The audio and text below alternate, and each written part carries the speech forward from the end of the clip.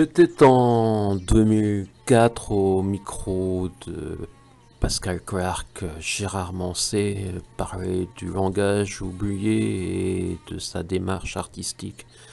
J'avais enregistré cette interview sur une petite cassette et il se trouve que personne n'a mis en ligne ce document. Donc voilà, je vous le propose aujourd'hui. Il parle également de manipulation des foules et de son approche artistique. Voilà. 15 ans plus tard, c'est toujours passionnant. Bonjour. Vous allez bien? Eh bien, aujourd'hui, je vais pas mal parce qu'il y a du soleil, ça doit être vent d'est. C'est-à-dire très froid et soleil. Et la pluie, c'est le désespoir complet? La pluie, c'est pas le désespoir complet, c'est une des autres palettes pour l'inspiration et la création. Mais enfin bon, je suis quand même assez amateur de printemps et dès qu'on voit le soleil apparaître, c'est printemps. Et vous êtes changeant? Je ne crois pas. Pas plus d'ailleurs, j'allais dire peut-être en apparence, mais même pas en apparence. Non, non, je suis quelqu'un d'absolument immuable. Et ça fait longtemps que ça dure? Ben oui, parce que finalement, j'ai des réactions qui sont exactement les mêmes qu'il y a 30 ans, au débeauté, aussi rapides et significatives. Et ça vous rassure? Ah ça, j'en sais rien du tout. Peut-être ça peut rassurer les gens, le proche cercle, enfin, mais moi, je ne me rends pas compte du tout si c'est rassurant ou pas d'être immuable et imperméable à tout le reste, mais bon. Mais changer, vous l'auriez pris comme une trahison envers vous-même? Ah bah, il y a changé, il y a des tas de domaines dans lesquels on change. Par exemple, si il y a quand même des parcelles artistiques dans lesquelles je peux changer. Exemple, je n'écoute plus Beethoven, c'est pas du tout un renoncement, mais j'écoute Chopin, c'est l'âge. Et ça veut dire quelque chose? Et bien sûr, bien sûr. J'ai entre les mains votre nouvel album, Le langage oublié.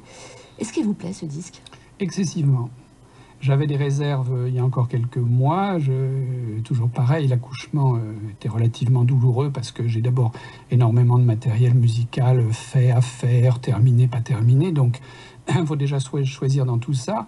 En plus, je sortais d'une sorte de période de rétention d'une, peut-être pas une dizaine d'années, mais on va dire qu'en 8 ou 9 ans, je n'ai sorti qu'un album. Pour des questions comme ça, de panorama général, global, social. Bon. Donc j'avais pas trop envie de me mêler à cette sorte de cacophonie globale. Et bon, finalement, j'y retourne. D'abord, il y a des aspects contractuels. Moi, je suis quelqu'un qui travaille dans un cadre très précis, contractuel notamment. Donc je me donne, on va dire, un certain nombre de coups de fouet pour avancer. Je suis moi-même et la carotte et le bâton. Et donc, petit à petit, ça avance. Et donc là, il fallait quand même y aller. Donc, j'ai sorti cet album. Ouais, sans ce cadre-là, vous auriez mis peut-être beaucoup plus de temps encore à le laisser partir, cet album? S'il n'y avait pas... Est-ce que c'est bien raisonnable et est-ce que c'est bien nécessaire aujourd'hui de travailler dans l'artistique, si on n'est pas contraint? Alors, je me suis interrogé il y a très longtemps sur les contraintes. Alors, vous savez, il y en a différentes sortes. On va dire très, très schématiquement, ça peut être l'argent. Il y en a qui travaillent pour l'argent parce qu'il faut qu'ils gagnent leur vie, qu'ils fassent vivre leur famille, que je sais pas quoi, qu'ils achètent des bagnoles, des avions, tout un tas de trucs. C'est pas ma motivation. Il y en a d'autres, ça peut être l'amour. Ils peuvent tomber amoureux de on ne sait qui. Et alors, ça a été le Taj Mahal, on l'a fait à la mémoire d'eux. Bon. Alors, moi, c'est pas le Taj Mahal non plus. Donc, c'est quoi, vous, alors? Alors, ça pourrait être justement le cadre, c'est-à-dire l'obligation, la contrainte. Me créer des contraintes, ça fait que je suis obligé d'avancer, finalement, de donner à heure dite l'album prévu. Ah, c'est pas glamour, hein. Moi je croyais que vous alliez me parler de création, de besoin absolu. Non, si vous voulez, là, si je peux me permettre, il faudrait reculer un peu en arrière. C'est-à-dire que la création, c'est quelque chose, je suis né avec, ou elle est née avec moi. C'est 24 heures sur 24 tout le temps. Donc la question ne se pose pas. Après, c'est de savoir comment l'utiliser, cette création ou cette mise en forme. Et voilà, encore une fois, dans un univers aujourd'hui relativement problématique en ce qui concerne l'expression artistique. Et d'où le titre, Le langage oublié, voilà. Et vous créez comment par ailleurs? Je crée le matin en général, je crée tout le temps. Je veux dire, je suis toujours en état créatif et j'ai toujours un crayon à la main et les choses viennent.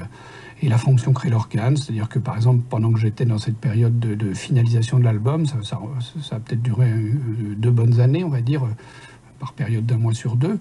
D'un studio à l'autre, d'un essai à l'autre, d'un audiophile à l'autre, eh bien, il y a des jours où il m'arrivait de créer 3 titres dans la journée, des titres d'ailleurs de manière instantanée.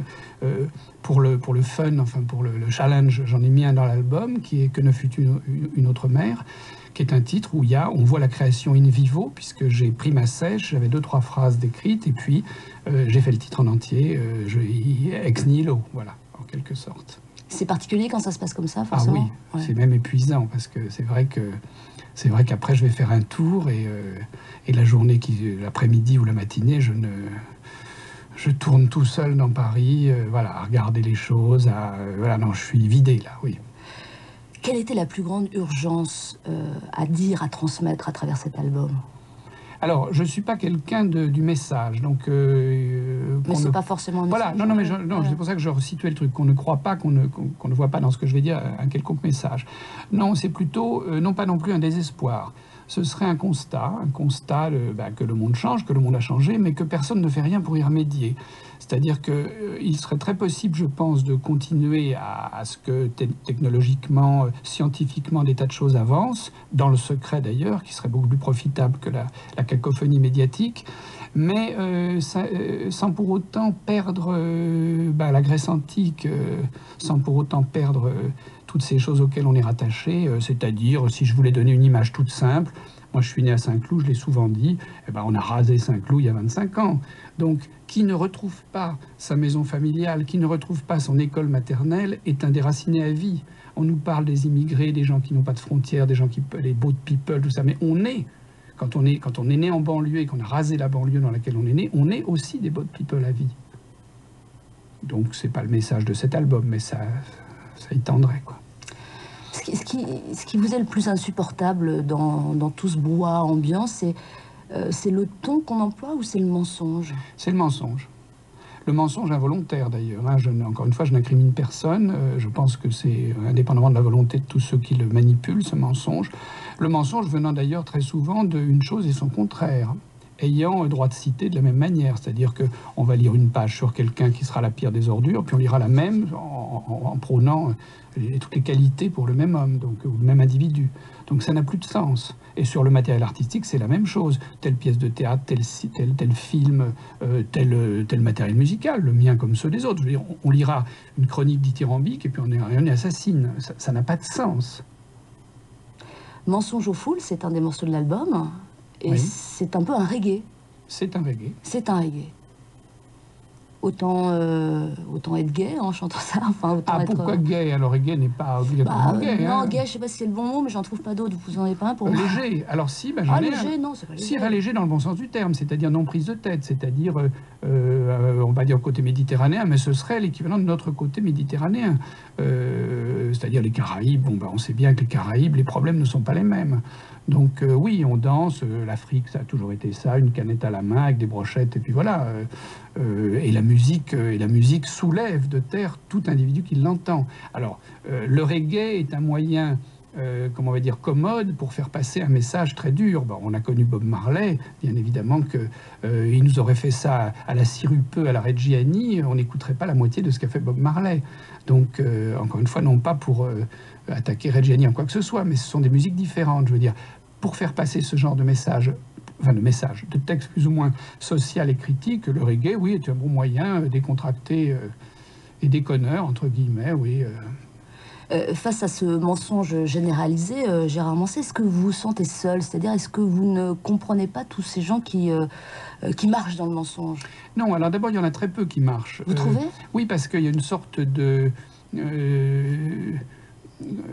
silence qui tourne autour de ça, c'est-à-dire de choses... S'il y a bien une chose qui est non dite aujourd'hui, c'est celle-là, c'est-à-dire non expliquée. Non, je ne suis pas seul, il y a beaucoup d'écrivains, il y a beaucoup d'auteurs, il y a beaucoup d'artistes dans tout domaine confondu. Alors, il serait plutôt de ma génération, c'est-à-dire que pour s'en rendre compte, faut-il avoir connu une époque autre. Je ne pense pas qu'un créateur de 25 ans ou 30 ans aujourd'hui mesure le marasme. Bon. Parce qu'il a démarré quand? Enfin, il est daté? Oui, il est daté. Oui, il est daté, c'est-à-dire qu'il a commencé, on va dire, grosso modo, à partir de la deuxième chaîne, tout est lié à la télévision, hein, pour l'essentiel, et on va dire, c'était Antenne 2, je crois, enfin la chaîne Couleur, dès que la chaîne Couleur est arrivée, et dès qu'il a fallu remplir 24 heures sur 24 tous les programmes d'une seconde chaîne, d'une troisième, d'une quatrième, donc envoyer des équipes caméras dans tous les coins du monde, ramenant n'importe quoi, donc faire des micro-trottoirs sur tous les sujets, en faisant parler n'importe qui, et voilà, donc... Donc définitivement, le mensonge, c'est l'image, c'est le mensonge. Non, alors non, l'image n'est pas toujours le mensonge. L'image devient le mensonge à partir du moment où on en montre une et un quart d'heure après on en montre une autre. Et où il y a des exégèses là-dessus, des conclusions, des dissertations, voilà. Non, à la limite, les clips ne sont pas un mensonge. À la limite, M6 diffusant des clips 24 heures sur 24 de rap, de reggae, de ce qu'on veut, de hip-hop, c'est pas le mensonge. Moi, je suis pour l'image. Je n'attaquerai pas toutes les formes d'image. Je suis pour la construction artistique. Donc voilà, tous ces clips sont d'ailleurs un des événements artistiques les plus importants aujourd'hui. C'est là où s'est réfugié tout le talent et... Le fait que vous n'apparaissiez pas aux yeux du monde, ce serait le cautionner d'une certaine manière, ça veut dire ça? Non, c'est que je n'en ai pas les moyens et c'est que je n'ai pas les armes avec moi. Je ne suis pas Derrida, je ne suis pas Solers, je n'ai pas le bagou nécessaire, je n'ai pas la répartie. En plus, en général, s'il fallait s'exprimer, ce serait sur des sujets infiniment trop complexes. Voilà, peut-être qu'un jour, dans une seconde vie, ou une troisième partie, ou une quatrième partie de la vie, je m'entourerai de gens compétents, et puis il y aura peut-être quelques petits remèdes à mettre en place, le cas échéant. En tout cas, on ne fera pas partir la machine dans l'autre sens. Mais on pourrait très facilement mettre en place, oui, remédier à certains excès, c'est tout. Sur le plan médiatique, on en est toujours la même chose. Alors du coup, il y a une grande curiosité à votre égard. Est-ce que vous aussi, vous avez une curiosité de savoir qui peut bien vous écouter, acheter vos albums, vous reconnaître, se reconnaître en vous, être en osmose avec ce que vous créez? Est-ce que vous avez cette curiosité-là, Gérard Manset? Cette curiosité, c'est pas vraiment le terme, je connais, je suis tout à fait au courant, ça n'a jamais changé.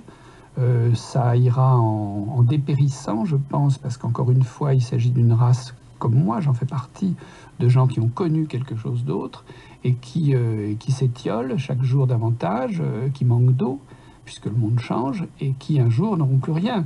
Donc je me permets de temps en temps de sortir un album pour les rassurer un peu, pour leur dire qu'ils ne sont pas seuls à avoir ce genre de préoccupations, qu'il y a encore des belles choses, qu'il y a encore des choses sur lesquelles on peut effectivement travailler très longtemps avec énormément d'exigence et de rigueur, des mots tout à fait désuets aujourd'hui, exigence et rigueur. Donc voilà. Et quant au fait de la légitimité, on va dire, de ce que je fais, alors il m'est venu une image aussi pas mal, là, il y a quelques jours, une image neuve dans une sorte de petite famille d'images éculées que je transporte avec moi depuis un certain nombre d'années. C'est que je crois à une sorte de grille artistique, de grille de création finie, c'est-à-dire une grille finie, un monde fini, une sorte de damier fini dans lequel on dirait un jour, eh bien, qui a les nourritures terrestres? Alors bon, alors on sort, on remplit la case. Qui a les mémoires d'outre-tombe? Alors les mémoires d'outre-tombe, c'est rempli, la case est faite, il n'y a pas besoin d'en sortir d'autres. Qui a les filles de feu? Alors les filles de feu sont faites. Alors là, il y aurait qui a le langage oublié? Et ben voilà, présent. Le langage oublié, c'est le titre de l'album, c'est aussi l'un des titres de cet album. Il n'y a aucune chance qu'il passe à la radio, ce titre-là, parce qu'il fait 1 minute 29, Gérard Manset. Gérard Manset, c'est normal que ça me donne envie de pleurer? Oui, c'est un bon signe. Moi, ça me donnerait presque envie de, peut-être pas de pleurer, mais non, mais c'est vrai que... Non, je suis très content, oui. Ah, mais c'est pas fait pour ça, quand même. Ah ben, il y a des pleurs d'extase, hein. Donc, oui, et puis encore une fois, on est en connexion avec la beauté du monde. J'essaie d'avoir un discours quand même positif. On a toujours l'impression qu'il n'y a que du tragique ou que du lugubre dans ce que je... Non, pas du tout. Il y a les deux marches de pair. Il y a l'orage et puis il y a l'éclaircie. On n'a jamais vu un monde avec simplement un temps gris et neutre. Ouais, mais il y a beaucoup de pollution, c'est ça le problème, non? Oui, c'est vrai. Il y en a de plus en plus, oui. Ce morceau, finalement, bon, il se trouve qu'il fait 8 minutes et combien? 29 secondes. Ça pourrait être ad lib, ça pourrait être moins, ça pourrait être plus, comment savoir? Alors, j'ai un peu ce problème, quelquefois, avec différentes productions, et notamment, d'ailleurs, en le réentendant, je me souviens que j'ai hésité, il y a 2 couplets qui ont failli être virés là-dedans, comme par exemple, on parlait de Mensonge au fioul tout à l'heure, il y a que la moitié du titre, en fait, sur le CD. Il y a au moins 4 autres ou 6 autres couplets dans ce reggae. Donc, quelquefois, je fais des ablations à la fin. Là, j'ai hésité sur Langage oublié, puis finalement, il y a un côté un petit peu déclamatoire. On est plus dans un texte poétique, donc après tout, la longueur ne nuit pas à l'intelligibilité de la chose. Et puis surtout, je pense qu'on est dans un état de tension qui fait qu'on attendra la chute de nouveau, voilà. C'est vraiment impensable de vous envisager sur scène? Pas du tout. c'est impensable. Pas du tout, quoi. Pas du tout, c'est impensable pour ceux qui seraient en charge de mettre la chose en branle, en œuvre. C'est-à-dire que moi, je suis tout à fait disposé, je l'ai d'ailleurs souvent dit depuis une quinzaine ou une vingtaine d'années, mais disons que c'est une autre facette du métier très compliquée. Il y a beaucoup de gens qui travaillent sur un spectacle scénique, sur des répétitions, et donc voilà, après, il y a des desiderata de ma part, il y a des exigences peut-être très difficiles à concilier, Comme quoi? artistiques, comme simplement le fait que quand j'arrive, je veux que ça sonne normalement et que les gens jouent bien, donc c'est déjà très difficile, ça. Mais ça, vous n'avez pas trouvé depuis le temps? Non, écoutez, c'est un très long sujet, mais si je vais essayer de résumer très brièvement. Les quelques artistes, j'ai quelques amis dans ce métier qui sont aussi des auteurs-compositeurs, il y en a peu, mais bon, il m'arrive épisodiquement, tous les 8 ans ou tous les 10 ans, d'avoir une conversation avec eux sur les prémices de la chose. Vous êtes à votre maximum, là. Oui, non, mais sur les prémices, c'est-à-dire qu'eux sont très occupés, pas moi, mais sur les prémices de la chose, c'est-à-dire comment ont-ils mis en chantier leur répétition, leur tournerie, leur scène. En général, ça s'est fait très jeune, vers 20-25 ans, en groupe, et si on ne prend pas le train à ce moment-là en marche, c'est très difficile après, parce qu'il faut vraiment serrer les dents. C'est-à-dire que tous ont souffert énormément des répétitions, voilà, du son baloche, bastringue, bon, des problèmes, des 1000 problèmes qui sont liés à la scène. Donc c'est vrai qu'après ça tourne, quand on a essuyé les plâtres pendant 10 ou 15 ans, après ça tourne tout seul. Mais bon, je me vois mal aujourd'hui monter dans le train. Mais dans l'idée, vous en auriez envie, après il y a la faisabilité.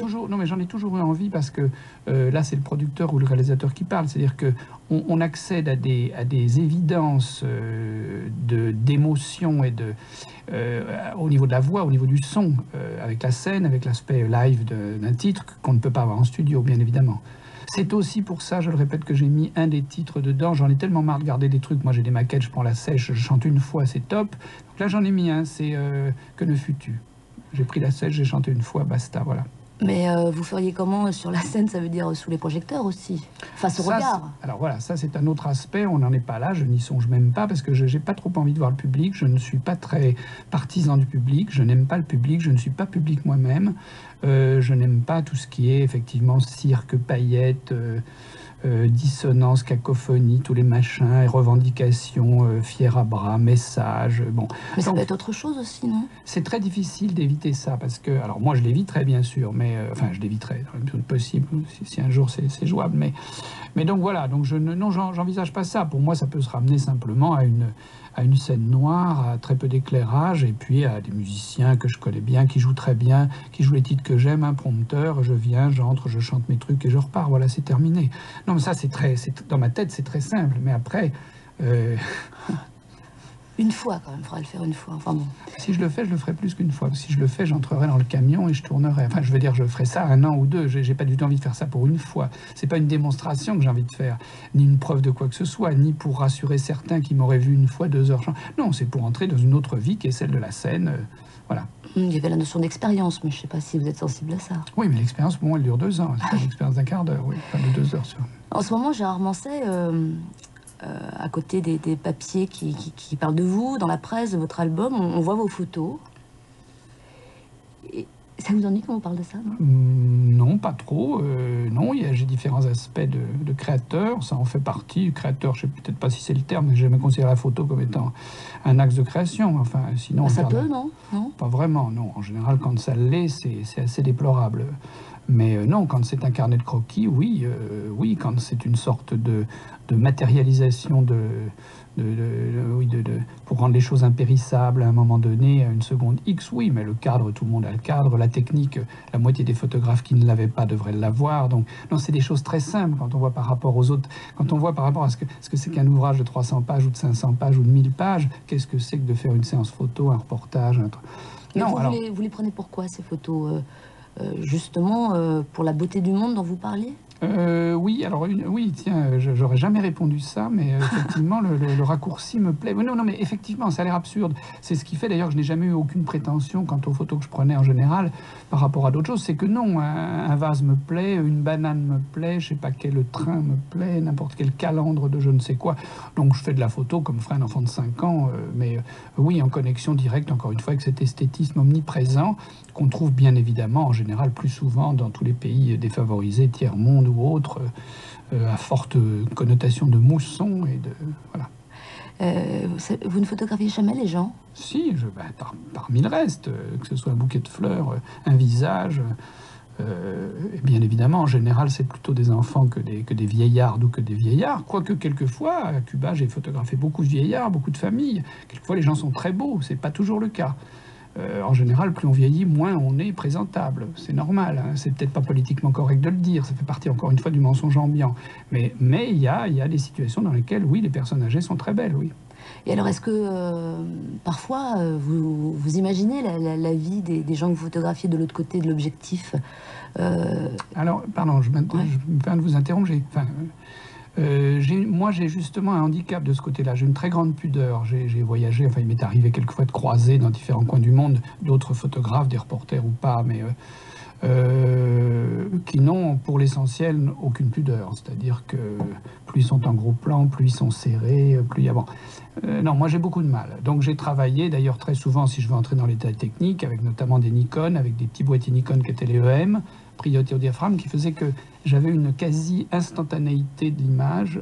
Voilà, bon. En tout cas, de l'argentique. Je ne refais jamais un cadrage, je ne refais jamais poser quelqu'un, je n'ai jamais... Bon, de l'argentique, oui. Évidemment. Évidemment. Parce que le numérique, c'est... Ah ben, le numérique est encore fait partie de la technologie en musique, c'est extraordinaire. Sur le plan des scans et sur le plan de Photoshop, c'est extraordinaire au niveau de l'image. Donc oui, le numérique, on attend les boîtiers effectivement numériques. Simplement, il n'y aura jamais dans les boîtiers numériques, comment on va dire, cette sorte de raccourci qu'il y avait dans les boîtiers d'antan. Encore une fois, où on faisait la lumière à l'œil, hop, on ouvrait le diaph, on voyait l'indice de luminosité, c'est instinctif, ces choses-là. Et à un diaph ou deux près, c'était bon. Voilà. Donc c'était très rapide, excessivement rapide, comme un croquis, comme quelque chose. Enfin, moi, je suis quelqu'un de très, très, très, très rapide. Bizarrement. Pourquoi bizarrement? Parce que j'ai l'impression que vous prenez votre temps plutôt, mais tout ça est relatif, évidemment. Ah non, c'est-à-dire que je suis excessivement rapide, spontané, instantané, mais alors après, oui, je m'assère des années, je garde tout, je ne sors rien, voilà, je réfléchis, oui. Pour revenir aux gens que vous croisez de manière générale, que vous les photographiez ou pas, que ce soit au bout du monde ou au coin de la rue, est-ce qu'il vous arrive souvent de vous demander comment eux, ils font? Ils font quoi? Pour vivre? Bah, je sais comment ils font pour vivre. Je côtoie des gens qui sont comme tout le monde, qui ne sont pas des artistes, c'est-à-dire qui n'ont pas cette particularité de se demander ce qu'ils font sur Terre. Voilà. Donc eux ne se le demandent pas, ils vont bosser, ils font ce qu'on leur dit de faire, et voilà. Et c'est une des raisons du marasme actuel, c'est parce que justement ils ne s'interrogent pas. Mais peut-être qu'il vaut mieux qu'ils ne s'interrogent pas.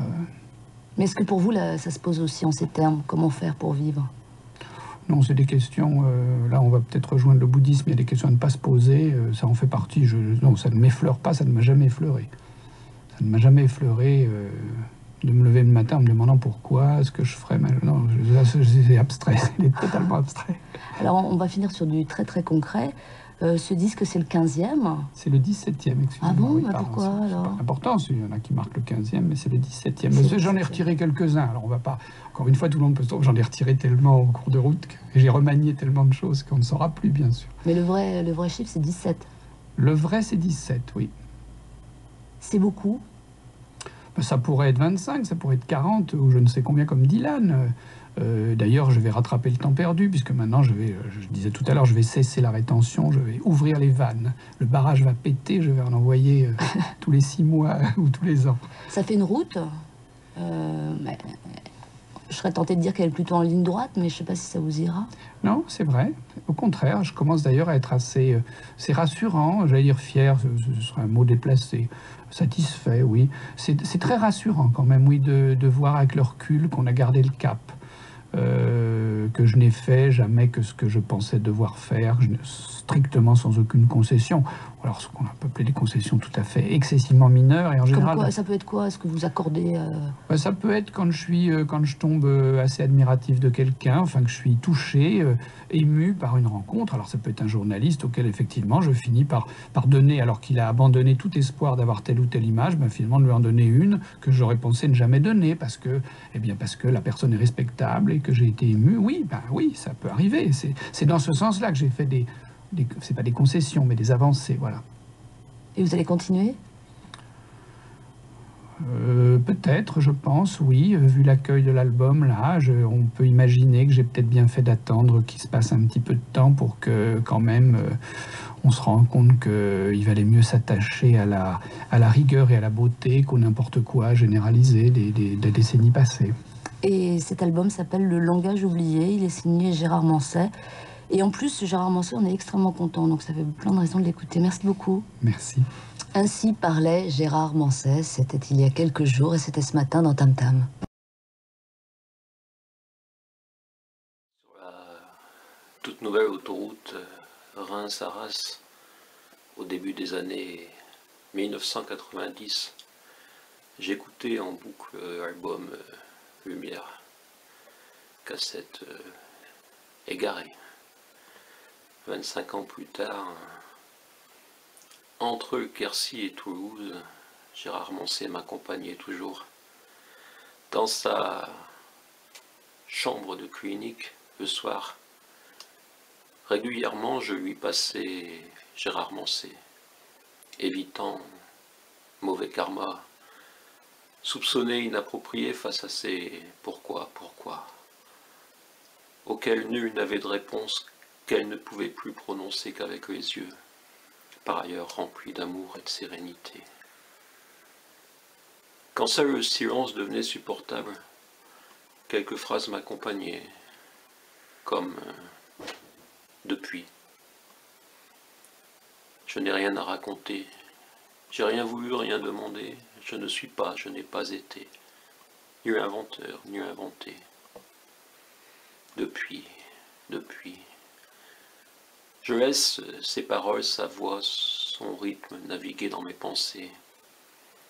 Et ce n'est même pas parce que ça grandit l'homme de vivre sans parole, regarder sans rien faire, regarder sans voir. Même si oui, peut-être, un jour finir meilleur, tuer le mal de l'homme, se libérer de tout. J'assume un certain désir de pauvreté, de sobriété apaisée, stoïcisme, le tout présent dans Sénèque, aux relectures qu'il me faudrait trouver la force de reprendre. Manset et Sénèque s'accordent bien, vous ne trouvez pas? Un jour, être pauvre, détaché de tout, tenir debout, pas la moindre trace de haine, pas la moindre trace de fêlure, trace de brûlure, de l'autre côté du mur. Je ne suis pas là, cette trace de brûlure m'accompagnera jusqu'au bout du chemin. Toute chose se défont, toute chose on voit le fond, tandis que nous disparaissons. Je me sens disparaître d'ici, de ce monde-ci, ses postures, ses combats, ses ambitions, ses priorités. Nous sommes prisonniers de l'inutile. Nous sommes prisonniers des liens qui nous attachent. De l'autre monde, que reste-t-il? Je souris, presque, parfois, en allumant une veilleuse devant une photo le matin. Mais où sont passées les lumières qui nous guidaient? Aucune recherche d'existoire, ni de fuite, simplement des faits. Pour voir au cœur du fruit le noyau noir, la vie n'est pas ce qu'on nous fait croire. Entrer dans le rêve. De toute manière, quelle place pourrait être la mienne dans cette époque dévastée? Ce monde est celui de la dérision, substitue le mal au bien. De la déraison également, alors oui, peut-être. Celui qui voit le monde par tes yeux, celui-là peut-être il peut être heureux. Je n'écoute plus Gérard Manset, ne le fredonne plus. Il m'accompagne sur cette route.